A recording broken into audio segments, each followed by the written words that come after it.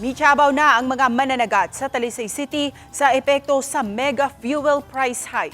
Ano ang report ni Alan Domingo? Naabda namo si Dennis Canyon ug ang iyang kauban nga naghapsay sa nylon ug taga nga gitawag nila og palangre pagpanguha sa mga isda. Maton niya, lisod ang ilang panginabuhi karon tungod sa padayon niya pagtaas sa presyo sa lana. Kung kaniadto, makaabot sila sa kadagatan sa Bohol, din dunay daghang magkuha nga isda. Karon dili na tungod kay dili naman mapaigo ang budget nila sa gasolina nga kung makaadto sila sa dagat sa Bohol, dili naman sila makabalik. Pikto kayo kay tagsalay ka panagat. Sa una taga-adlaw karon nung sing otra na lang. Kung gamay ra mig kuha, siguro na mong bugas. Di sa mahimo ko sa ka litro ra among paliton kay padung ra dito mo sa ka litro. Bugsa na lang iguli. Ingon usab nini ang gipadayag ni Luciano Andrade nga dili lang gasolina ang nimahal, apil usab ang ilahang ubang gamit sa pagpanagat sama sa paon nga isdang tuloy ug uban pa. Kaniadto inadlaw-adlaw ang ilang pagpanagat sa laod apan karon salud-salot na lang nga igong makakuha og usa ngadto sa tagtulo ka kilong isda nga igo ra ikapalit og bugas. Gasolina kamahal niya. Magpadool na may kay tungod nga gagmay lang may kuha. Mura ni mong kuan gi. Main tao mahatag gobyerno og ayuda panggasolina ba. Mas maglisod og budget ang mga asawa sa mga mananagat, labi na nga nausab na ang kita sa ilang mga bana.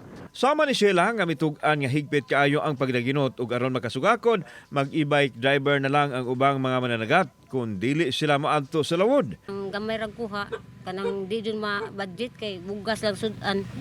O nya napay mga bayron nun palitanan ko kini palitanan ng taga. Maglisod og yung budget. O nya kini kwambot kay makuan mong sandi sila go dito sa dagat. Kini ang mga sakayan sa itong mga kaigsuunang mga isda diri sa dakbayan sa Talisay. Mitiyabaw sila. Gumikan usab sa epekto sa kamahal karon sa presyo sa gasolina nga mao ilahang gisaligan aron makaabot sila sa ilahang destinasyon aron makakuha og mas dagko ug mas daghan nga mga isda. Matod ni Wilvin Villeta, ang presidente sa kagpungan sa mga mananagat sa poblasyon Talisay, nga aduna sila 68 ka mga miyembrong apektado. Mihangyo sila sa silingang LGU sa Cordova nga tugutan nga makapanagat sa municipal water sa lungsod sa Cordova bisan karon lang nga nagmahal ang presyo sa lana. Kung sa kadagatan sa Talisay lang sila, kutob gamay ra ang ilang makuhang isda.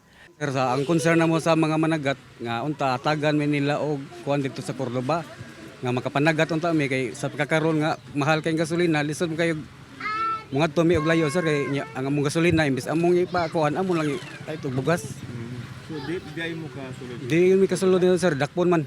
Naglaom usab ang mga mananagat nga mahatagan og ayuda sa gobyerno sanglit grabe usab ang epekto sa mega fuel price hike sa ilang panginabuhi. Apil tami sa hinabang sa gobyerno ba gasolina. Di kay kami ray di kay kanang sila ray tiktuan ng mga truck ug tricycle. Apil sa mga mangitang. Kauban si Clover Lumayag, ako si Alan Domingo. Balitang Bisdak.